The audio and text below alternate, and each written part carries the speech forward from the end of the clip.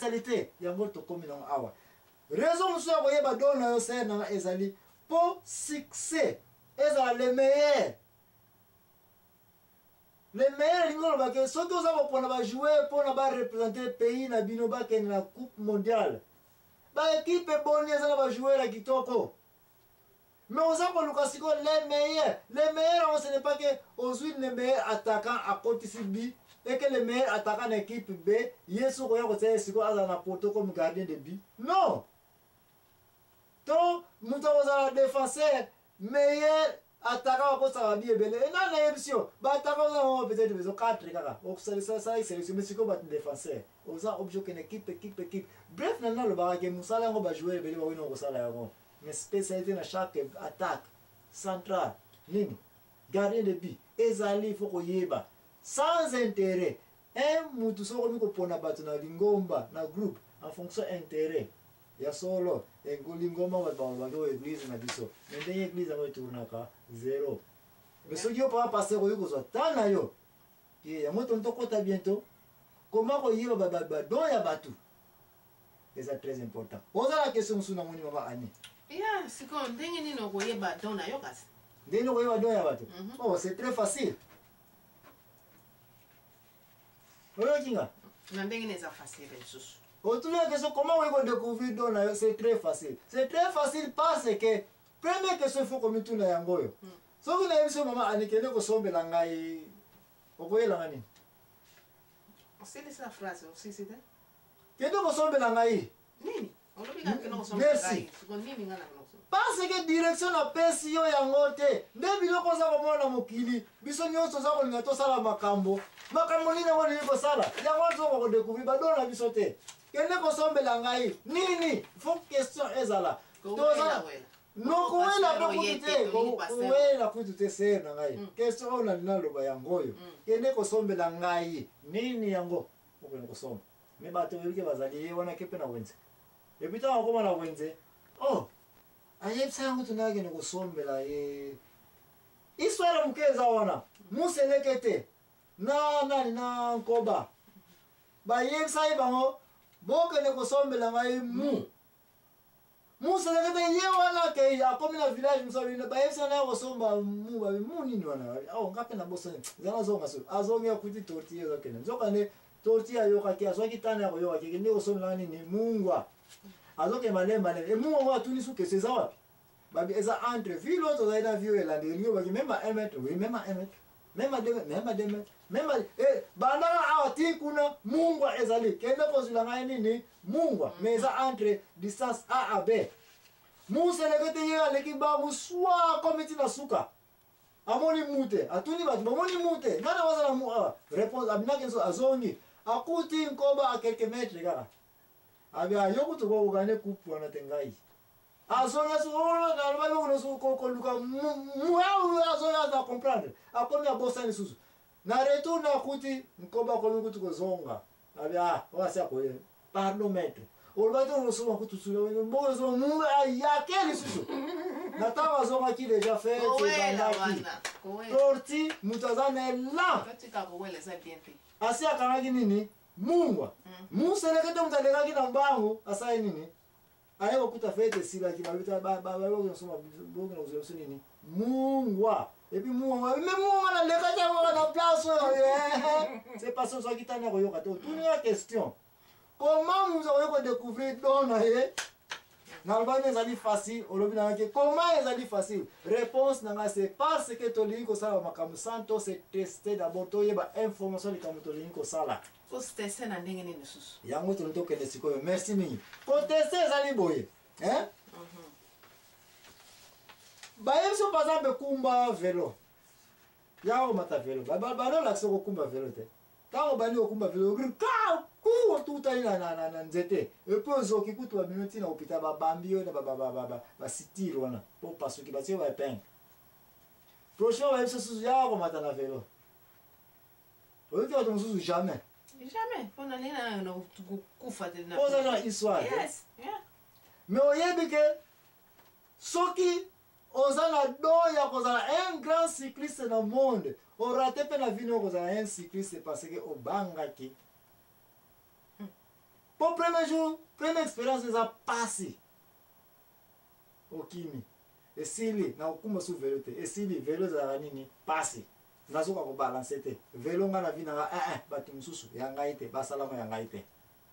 Misala ebele ezali na vie na biso. Na ba église na biso. Ba yebisi bino par exemple. Groupe ya ba mama tel, boza 5. Bokende ko visiter bandako ya ba mindimi na quartier oyo, ba pesi liste na ba adresse. Boke koko na premier ndako.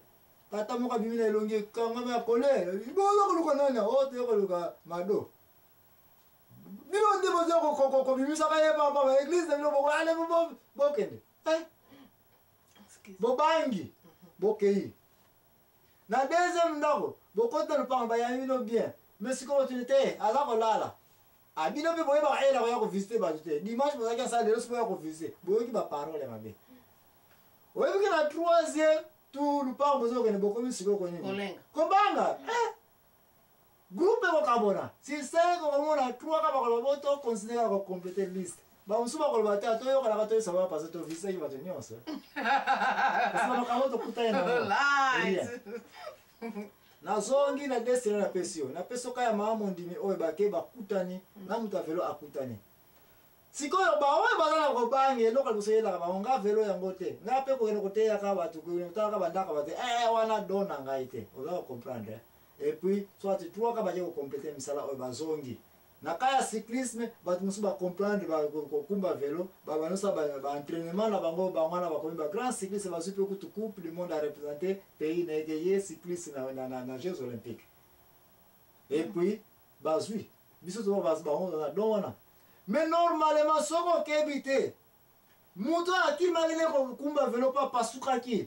Soka za na patience so ibazo ka temps ya ko insister ya ko lakisa comment kumba velo. Anga la meilleure cycliste d'Afrique kakate mais il y a monde ba maman bazongi na bangi na bango ko boko sala erreur te ba ko yoko za les plus grands évangélistes les plus grands visiteurs ya ko te misaka ba exhortation église problème na yango yo na makamotali comment ko découvrir don na yo mutu nyonso te don na ye elamuka naturellement boye ya de ces dons il faut ningisa yango pona ko ningisa yango c'est na ngai il faut papa pasteur na église il faut mokambi ya groupe nyonso ko ikozala à se poser question bato oyo balingi kosala misala oyo baya nanu baye tika bango basala ko d'abord naturellement yo papa pasteur yo mokambi observer bango nanu ko baza kosalela yango basali yango bien banani tia bango na liste basali yango bien te problème ezate tia bango na liste mais question ezali awa opepara bango na misala wana bazokende kosalaka.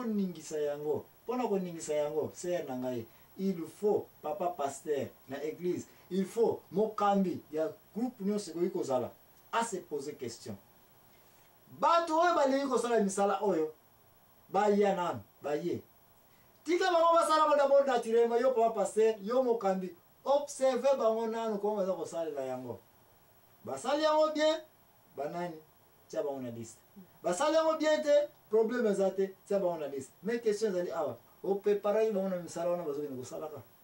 Il faut entraîner bango batu mususu Il faut qu'on entraîne bango. Ce n'est pas que même Jésus-Christ a fait son dakisa yango. Azoki ba yeko na ba condition mbula azana wana bazamba. Butu butu. Bo apprendre ko sambe la butu butu. Donc nous avons banda kwa batu. Bako ba bino mabanga. Bako recevoir bino mabe. Na ma coronavirus wana. Bo populaka boleka.